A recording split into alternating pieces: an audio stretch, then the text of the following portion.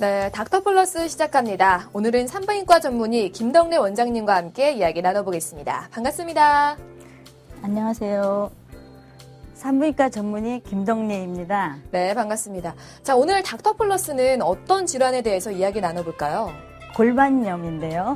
대부분의 여성들은 한 번쯤 극심한 아랫배 통증을 경험하신 적이 있을 텐데요. 대부분 생리통이겠거니 하고 그냥 넘기는 경우가 있습니다.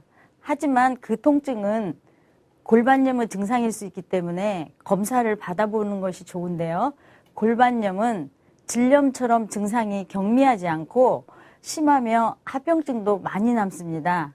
또 쉽게 치료도 되지 않아 만성으로 이행되는 경우가 많기 때문에 오늘 이 시간을 통해 보다 제대로 알아두는 것이 좋겠습니다. 네, 오늘은 골반염에 대해서 알찬 시간 만들어 봤으니까요. 끝까지 함께 해주시면 좋을 것 같습니다. 자, 근데 골반염, 뭔가 이름이 생소하거든요. 어떤 질환인지 소개 부탁드릴게요. 골반염은 자궁, 난관, 난소, 복막 및 인접 조직 등이 세균에 감염된 것으로 성적으로 전파되는 염증성 질환입니다. 골반 내에 있는 장기가 자궁, 난관, 난소이고 이들 장기는 서로 통로로 연결되어 있기 때문에 균이 일단 가장 하부 기관인 자궁에 침범하면 골반 내에 있는 모든 장기로 쉽게 퍼지는데요. 그렇기 때문에 골반 내 어느 한 장기에만 염증이 있거나 모든 장기에 염증이 있거나 상관없이 모두 골반염이라고 하죠. 급성으로 시작하여 완치되는 경우와 완치되지 않고 자주 재발되는 만성으로 이행할 수도 있습니다. 이 난소와 자궁은 사실 여성에게만 있는 소중한 장기잖아요. 근데 이 세균이 난소와 자궁을 통해서 혹시 다른 장기로까지 이렇게 전파가 될 수 있을까요? 네, 그렇습니다. 골반염은 보통 하부 성기에 세균이 침범하여 상향 이동하는 것으로 자궁 내막을 침범하고 난관을 거쳐 난소와 복강으로 진행되는데요. 심하면 복강 내 모든 장기로 전파될 수 있습니다. 그 경과는 개인의 저항력과 균의 종류, 균의 동력에 따라 달라질 수 있고요. 근데 이 골반염은 성병이라는 인식이 있거든요. 이 말이 맞을까요? 네, 골반염은 대부분이 성전파성 골반염으로 성관계 시 균이 전파되는 성병입니다. 따라서 성경험이 없으면 골반염에는 거의 걸리지 않습니다. 그렇군요. 알겠습니다. 자, 지금부터는 골반염의 발생 원인에 대해서 자세히 알아보겠습니다. 보통은 어떤 세균에 의해서 이렇게 걸리게 될까요? 골반염의 원인은 한 가지 이상의 균이 감염이 되는 것인데 한 가지 균에 감염된 경우도 있지만 4-5가지 균에 함께 감염된 경우도 흔합니다. 대표적인 균들은 클라미디아, 임질균, 마이코플라즈마, 정상질내 세균주이고 네. 드물게는 연쇄상구균이나 폐렴구균도 있습니다. 임질이나 클라미디아에 이미 감염되어 있는 상대자와 성관계를 갖게 되면 감염자의 체액과 정액을 통해 감염됩니다. 그럼 혹시 질염이 심해져서 골반염으로 발전되는 경우도 있을까요? 네, 그럴 수도 있습니다. 질염으로 생식기에 해로운 균이 많아지면 이 해로운 균이 자궁까지 타고 올라가 골반염을 유발할 수 있습니다. 그렇군요. 근데 이 골반염이라는 게 사실은 세균과 연관이 있기 때문에 출산과도 연관이 있다라고 들었는데 이거 역시 사실일까요?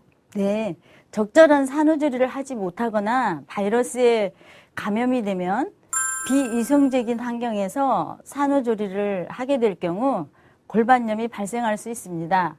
출산 후 체력이 급격히 낮아진 산모는 이상 상태에 각별한 주의를 요하는데요. 출산 시 회음부 조직 손상이나 변화가 일어날 수 있기 때문에 감염되면 출산 후 출혈 기간이 길어지고 자궁 내막증을 유발해 더 깊게는 골반염까지 이어갈 수 있습니다. 알겠습니다. 근데 이 골반염의 대표적인 증상이 생리통과 비슷한 통증으로 알고 있는데 그 외에 또 어떤 증상들이 있을지 설명 부탁드릴게요. 네, 일반적으로 아랫배에 통증이 나타나고요. 냉이 많아지고 냉의 색깔이 노란색 또는 약간 녹색으로 변하며 냄새가 심해지기도 합니다. 월경이 불규칙해지고 월경통이 심해지거나 질에서 약간의 출혈이 일어나는 경우도 있고요. 네. 고열, 오한, 구토 증상이 나타나기도 하며 성교통이 생길 수도 있죠. 아, 그렇군요. 근데 아까 그 골반염의 원인이 되는 다양한 균들에 대해서 말씀해 주셨는데 그 균에 따라서 혹시 증상이 달라질 수도 있을까요? 네. 임질균에 의한 경우에는 주로 고열이나 복막염 초기와 비슷한 증상이 나타나고 질 분비물 증가와 복통, 복부 경직 증상 등이 나타납니다. 그러나 클라미디아 균에 의한 경우는 대부분 증상이 나중에 나타나기 때문에 골반염이 오래 지속되고 합병증이 발생하기 쉽습니다. 아, 그렇군요. 근데 이런 증상이 혹시 뭐 더 심해지는 시기가 따로 있는 건지 궁금해요. 네. 급성 증상은 월경 시기에 자궁 내강에 세균이 취약하기 때문에 월경 기간이나 월경 직후 더 심하게 나타납니다. 그래서 사람들이 생리통과 이렇게 오인을 할 수 있는 거네요. 네. 근데 골반염을 증상만으로 생리통과 구분할 수 있는 방법이 분명 있을 것 같은데 어떤 것들이 있을까요? 생리통은 열이 없는데 골반염은 열이 있고 몸살기도 있고요. 생리통은 골반이나 하복부에 누르면 통증이 유발되는 압통이 없는데 골반염은 압통이 있죠. 네. 또한 생리통은 환자 자신이 매달 경험해서 알고 있는 양상의 통증이 있지만 골반염은 평소에 겪던 생리통과 다른 양상으로 아프다고 환자들이 말을 하는데 네. 생리통과 구분되는 점이 바로 그것입니다. 아, 오늘 이 시간을 통해서 어떤 차이점이 있는지 꼭 알아가시면 좋을 것 같긴 한데 그 전에 아마 대부분의 분들이 생리통과 그냥 혼돈을 하셔서 치료를 받지 않고 계신 분들이 많이 계실 것 같아요. 근데 이렇게 방치를 하면 분명 문제가 생기잖아요. 어떤 문제점들이 생길지 말씀해 주시죠. 골반염의 합병증은 대부분 골반 내 유착으로 인한 것들인데 불임, 만성 골반통, 자궁의 임신 등이 있습니다. 골반염이 불임과도 연관이 있나 봐요? 네. 골반염은 한 번만 걸려도 감염 후 후유증을 남길 수 있는데요. 네. 골반에 염증이 생긴 후 나을 때는 골반 내 유착을 유발할 수 있습니다. 그 유착은 특히 난관 주위 조직을 둘러싸는 막이나 밴드 같은 조직을 만들어서 난관의 체부 끝을 완전 폐쇄시키거나 네. 부분적 폐쇄를 시킬 수 있습니다. 그 난관의 체부 끝을 완전 폐쇄시키면 지금 불임이 되지 않을까 싶은데 거기가 그 난자와 정자가 만나기 위해서 들어가는 난관의 통로를 막아버리는 거잖아요. 그럼 이렇게 불임이 되면 임신할 수 있는 방법이 없어지는 거 아닐까요? 네, 난관이 완전 폐쇄가 되면 시험관하기 시술로만 임신이 가능하게 됩니다. 그렇군요. 부분적 폐쇄 때는 부분적으로 개통된 난관으로 난자와 정자가 어렵게 들어가 만나서 수정은 되는데요. 수정 후 수정란이 부분적으로 폐쇄된 난관을 뚫고 자궁으로 내려가 착상을 해야 하는데 난관의 개통 상태가 안 좋으면 수정란이 자궁까지 못 내려가고 가는 도중에 난관에 착상하는 자궁의 임신이 생길 수 있습니다. 이야기가 나온 김에 이 자궁의 임신에 대해서 좀 더 알아볼게요. 이 자궁의 임신은 무조건 난관의 임신이 되는 경우를 말할까요? 자궁의 임신은 네. 복강 내 대량의 출혈을 유발할 수 있어서 산부인과 영역에서 가장 응급한 질환이며 정말요? 네, 그 빈도는 100건 중 2건 정도로 발생하고 있는데 과거에 비해 점차 증가하고 있으며 자궁의 임신이 되는 장소로는 난관 또는 난소 임신이 90%, 자궁각 임신이 6%, 자궁 경부 임신이 2%, 복강 임신이 1%로 난관 외에도 드물게 발생하나 난관에 가장 많이 발생하는데요. 난관 임신의 가장 많은 원인은 골반염의 과거력입니다. 또한 자궁의 임신은 치료할 때 대부분 난관 절제술을 해야 하므로 난관 하나를 절제하면 나머지 한 개의 난관만으로 살아야 하는데요. 네. 나머지 남은 난관조차 폐쇄돼 있거나 상태가 안 좋은 경우에는 그만큼 다음 임신에 지장을 줄 가능성이 많습니다. 이 골반염이 정말 무서운 질환이네요. 자궁의 임신도 가능할 뿐만 아니라 불임까지 유발하는 거잖아요. 그렇기 때문에 제때 치료를 받는 게 정말 중요할 것 같은데 보통은 어떻게 치료가 이루어질까요?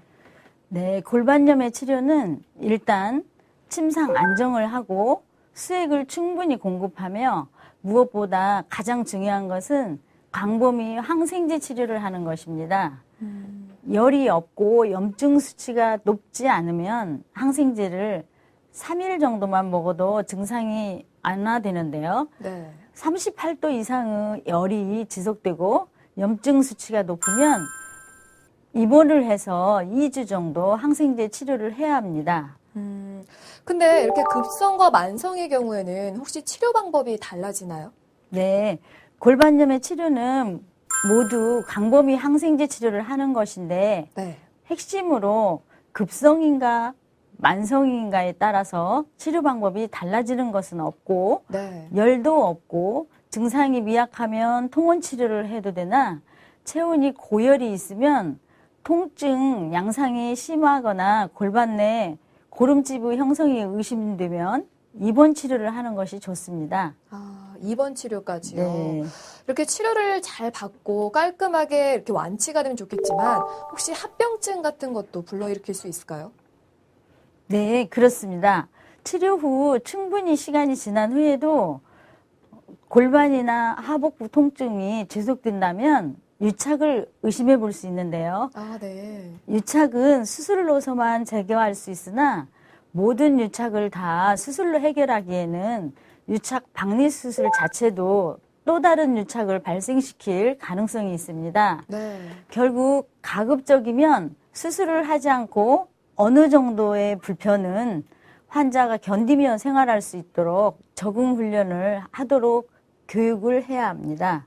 근데 이렇게 골반염이 심해지면 자궁으로도 전이가 돼서 자궁 적출까지 해야 될 상황이 올 수도 있을까요? 과거에는 좋은 항생제가 지금처럼 없어서 항생제로 치료가 안 되는 경우 자궁 적출술을 하는 경우가 종종 있었습니다. 네. 하지만 최근에는 좋은 항생제들이 많아서 항생제만으로도 잘 치료되기 때문에 골반염의 치료로 인체에 침습적인 자궁 적출술은 거의 안 하는 추세입니다. 요즘에는 거의 안 하는 추세다. 네, 알겠습니다. 자, 그리고 아까 앞서서 이 만성 골반염에 대해서도 이야기를 나눠봤는데 만성이라는 거는 그만큼 재발이 잦다라는 거잖아요. 보통 어떤 경우에 이렇게 재발을 하게 될까요? 항생제 치료는 증상 소실 후에도 며칠 더 해줘야 하는데요. 증상 소실과 동시에 중단하였거나 몸을 무리하게 저항력이 매우 저하되어 있는 상태든가 또 배우자가 성병균 치료를 안 했을 때 재발되기 쉽습니다. 그렇군요. 알겠습니다. 자, 이제 마지막으로 골반염을 예방할 수 있는 방법이 있다면 좀 알려주시죠. 골반염은 주로 성행위를 통해 전파되므로 먼저 건전한 성생활이 가장 중요합니다. 또 질분비물이 증가하거나 골반통 같은 이상 증상이 발생하면 즉시 검사를 받고 조기 치료를 받아야 합병증으로 올 수 있는 유착 가능성을 최소한으로 줄일 수 있고요. 골반염은 피로해서 지쳐 있을 때 잘 발생하기 때문에 충분한 수면과 휴식을 취함과 동시에 균형 잡힌 식사로 병에 대한 저항력을 충분히 유지하면 예방이 가능합니다. 결론적으로는 균형 잡히고 규칙적인 생활 습관이 골반염에도 많은 도움이 되네요. 자, 이 골반염은 증상이 심해지면 자궁의 임신뿐만 아니라 불임까지 가능하다라고 합니다. 평소에 건강검진 꾸준히 받으시고요. 그리고 예방과 치료법까지 잘 알고 계시면 좋을 것 같습니다. 자, 원장님, 오늘도 다양한 정보들 감사드립니다. 네, 감사합니다.